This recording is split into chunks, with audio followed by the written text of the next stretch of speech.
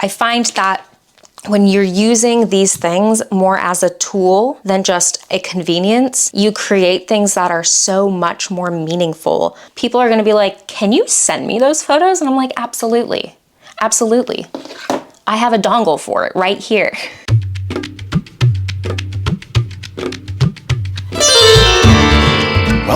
Welcome back to Biracial and Bitchy, a show about holding multiple identities and reconciling them into one strong sense of self. And now your host, 𝗕𝗶𝗿𝗰.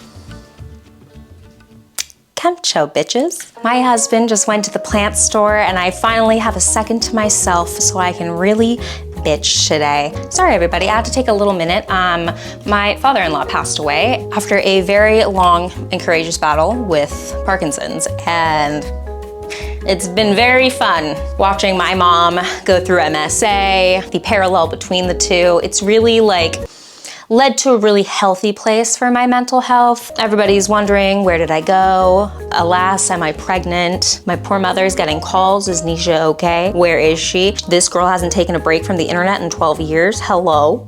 How long has it been? 7 years. I know you are all expecting Instagram stories, self-promotion in general, but you know what? Sometimes it just feels really good to shut the f up and throw your phone into the ocean. I want to talk a little bit about how I downgraded my iPhone as an influencer and how it completely changed my life. I'm going to talk a little bit about the psychological effects of being on the internet from the last 7 years, my experience and how it felt, what caused me to downgrade this phone, and whether I think you should do it or not, so stick around. I'm not gonna say this is without its challenges. So I downgraded my phone from an iPhone 14 Plus to an iPhone 13 I was at my friend's wedding and one of her bridesmaids had a mini. And I saw it and I held it in my little hand and I said, yes, this is what I want. This is what I need right now. I had just found out my mother was sick with a terminal illness and I said, this hunk of junk and the hours and time that I spend on social media doom scrolling, making content for people doom scrolling, the kind of content that's made for a short attention span, all causing me bad things and taking away from the time that I could spend actually talking to my mother. Or, I don't know, grieving. My screen time before I did this little experiment, this was last August, okay?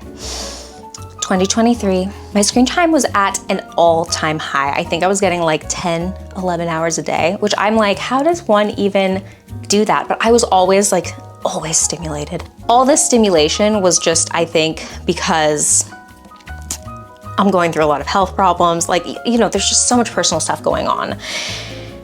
And when you have someone put into the prospect of terminal, you're like, why am I spending time on this little thing? So I used to make videos with my spare time, not watch little crack dopamine spikes for my brain. Watching stuff on this sometimes is great. If I have a question, this is a great tool, but I had to turn my phone back into a tool instead of a coworker. And when I had this iPhone 14 Pro Max, it wasn't just the normal Pro edition, because this was my full-time job, right? I was trying to put in as much time before I traded in this phone and got the diagnosis about my mom. All I wanted to do was good at my job. So I got the best iPhone I could afford and I made stuff and I wanted to be a good client. And then slowly, I just became obsessed with being the best, and I was good at it, okay? I made a lot of viral Instagrams on my old phone. I made a lot of really great cooking videos. I made so many cool things. All this time before social media became a full-time career was spent actually improving my skills and creating a show, actually enjoying a craft and a process. And then I took it on and I think I took the whole world on my shoulders. And it's so easy because people write these really catchy hooks, and the way things are cut, certain specific timestamps to keep you engaged and on a loop so that you don't want to put down your phone. I was completely hooked. Even when I wasn't working, I could justify my time on my phone as working. And it was just so big that I could comfortably watch like Netflix, YouTube videos. I could spend all my time on the phone. And the thing is, when your phone is basically like a small iPad you can fit in your hand and carry everywhere, you're gonna. Because that is delicious. To be able to have the world at your fingertips is so powerful. When I saw this little mini phone, it was just a vibe. It felt like nostalgic, it felt small in my hands, it felt good, and I got money back for trading it in. Hello. It was a win-win for me. I was so nervous. I remember driving with Jesse to the mall to go pick it up and trade in the phones. And I was like, why am I doing this? Is this self-sabotage? Like, I am going to suffer financially doing this. Unless I can think of a way to kind of turn this around, or I can really exercise healthy boundaries, which has not been working before. And now all of a sudden, my time has gotten way more precious. It had to be done. And Jesse was always like, listen, just hold on to the gift card. In worst case scenario, you just come back and you retrade it in. And we were like, okay, let's experiment. And this was scary because I was going on my honeymoon. Inside, the blogger in me, like I've spent like 7 years now documenting, filming, photographing, writing about my life, right? And to have a phone that's always on me, that takes incredible photographs, one, as someone who wanted to make movies my entire life, is just like, good. It just feels good. But here's the thing. It was too good. It was too many of my favorite things at once, and my little hamster brain, I have ADHD, my impulse control is already not that good. And the thing is, I've actually been diagnosed with ADHD practically my entire life. The first thing that they push on you when you're younger diagnosed is behavioral therapy over medication. But behavioral therapy would be something like, this is a distraction. If you can't be around the distraction, remove the distraction. I was about to go on a honeymoon that my fiance, Jesse, planned this incredible vegan honeymoon. You have to watch the videos. We made them together just for flippin' funsies. It was the best experience of my life. I can't wait to travel again just so we can make another one of those videos. I don't care if I'm so done. I can't wait to travel again just because I want to make another one of those videos. I just can't wait. And I was really nervous that I wasn't going to be able to capture everything. And while we were driving there, I turned to Jesse and I was like, this is even more important. I'm so burnt out after the wedding and so creatively drained. And he took on the whole entire honeymoon and planned it and used points and like figured all that stuff out just so that we could have a beautiful vacation together. I was holding my giant mini iPad, iPhone 14, thinking, I have to throw this out. Like, this is a problem. This is taking away time. Jesse and I have been together since we were 20 years old. So we've seen each other as like young people. We're now in our 30s and we're getting older. And it's such a privilege. Like, I feel so lucky to have been in a relationship for this long and have an intimate bond with someone. It's so special. I feel so blessed.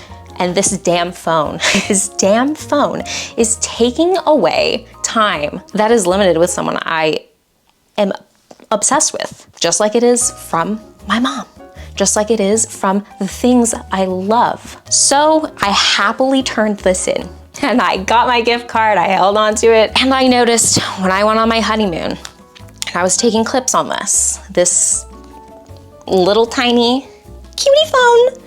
It was just like so nostalgic looking. It made like a creamier texture to the film. And we had the stark contrast between my phone and then Jesse like has his normal iPhone, his updated iPhone, because he, I don't know, doesn't have hamsters ruling the insides of his brain. Something else that downgrading my phone gave me was the opportunity to actually use the digital cameras that I have. As someone who's a photographer, who is a videographer, who really loves cameras, I flippin' never use it because I always have a little cheeky phone in my back pocket. When we were on our honeymoon, we took so many cute pictures and they're high res. And I just throughout our whole entire relationship, especially getting together so young, I have been so thankful that we have high quality photos of us and not just some potato iPhone photos. They're just different. Like, especially when I love to use a Canon G7X. I pop up the flash and you get these, like, it just feels different. You really get to like capture someone's face in its truest essence when you're using a real camera. The iPhone lens just can't capture. And then like Apple does all this wild stuff too, where they automatically edit the photo, and no matter what stuff you turn off, it kind of does ruin your photo. Whereas like you use a camera, it like actually captures. It's just great. It gave me an opportunity to use film. I brought a point and shoot, I brought different lenses, and like we just had fun. Because this phone is small, I can't really just prop it up in a room and walk around and pretend like it's an iPad and watch stuff. It's like way too small, and I can't edit stuff on it anymore. So I'm spending so much more time, instead of facing all the way down and editing like this, instead of spending all of my time editing or interacting with my work at a 90-degree bent neck into my phone, I'm on my computer and I'm looking up and I'm actually taking breaks, and my eyes are looking at a bigger screen, so I'm not getting myopia or whatever. If you're younger than 30, this might seem like an extreme reaction, okay? But as you hit your 30s, things just kind of change. You have so much more self-discovery and personal growth. You have so much more emotional intelligence, and something starts happening. It's like my frontal lobe just started developing, and I started looking around at the relationships I was having, and I think it's because you're more and more aware of your time dwindling down on this beautiful earth. Every year of my 30s, it's like the things that make my heart really, really happy just become so much more important as like time gets more expensive and it gets more expensive to live. We have less and less time to do the things that we really love, to spend time with the people we really, really treasure. It's just dwindling. And as you get older, it goes down exponentially. And pretty soon, this phone just felt like a piece of plastic, and not like my entire world. I'm not recommending everyone hand in your phone, okay? But as someone whose entire livelihood exists on how many people interact with the content and the things that you create and like genuinely like it, the attachment I had to it, I had to trade it in. It was my little baby. I would wake up, I look at it, and I lovingly scroll, and I would scroll while I was making breakfast. I still do that, okay? But it is not as satisfying though, because when you have a basically big old iPad to scroll through TikTok, oh my God, it feels good. But this, there's some distance, it's a little smaller. I feel like I'm actually seeing the world around me, and it's not just completely obscuring my face from reality. I wish Apple would just make some smaller Pro phones. I don't know why they have to get bigger every year. I'm like, you're gonna give us no pockets and then you're gonna give us a bigger phone? Like, why am I never consulted for things like this? Anyways, Apple, call me. Would I recommend this? Let me just say this. If you're in the market for a phone, you're thinking about upgrading your next phone, and you're really debating, should I get the Pro or the Pro Max? Just like, maybe from an influencer, ex-influencer, from an internet person's perspective, maybe just get the one that's a bit smaller. As great as it feels to edit on those things, to watch movies when you're traveling a lot, if you have little hamsters in your brain, like I do, having a smaller phone where you can kind of distance yourself from it, where it can be not your whole entire identity, is just the bee's knees. It feels so good in my brain, which needs desperately to feel good right now. I find that when you're using these things more as a tool than just a convenience, you create things that are so much more meaningful than just, all right, everyone say cheese. It's like, hey guys, I brought the camera. People are gonna be like, can you send me those photos? And I'm like, absolutely, absolutely. I have a dongle for it right here. I bring it with me everywhere. It's in my wallet. If you rob me, I have no cash, but I do have a dongle. Everything is so digitized. I just so encourage people to, in this day and age, take real photos again. Make photos great again. Take real photos again. Capture people and more accurate of their essence. The photos that we have on this camera versus this of our honeymoon, like this looks like us. This looks like we took it on an iPhone. That's a look, but when I want to show our kids photos of us, I'm gonna be using these.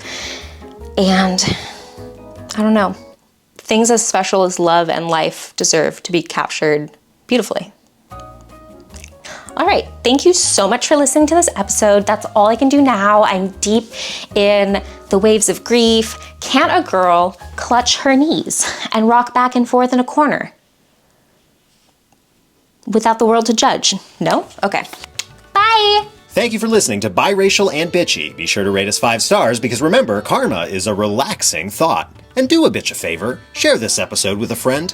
Bye!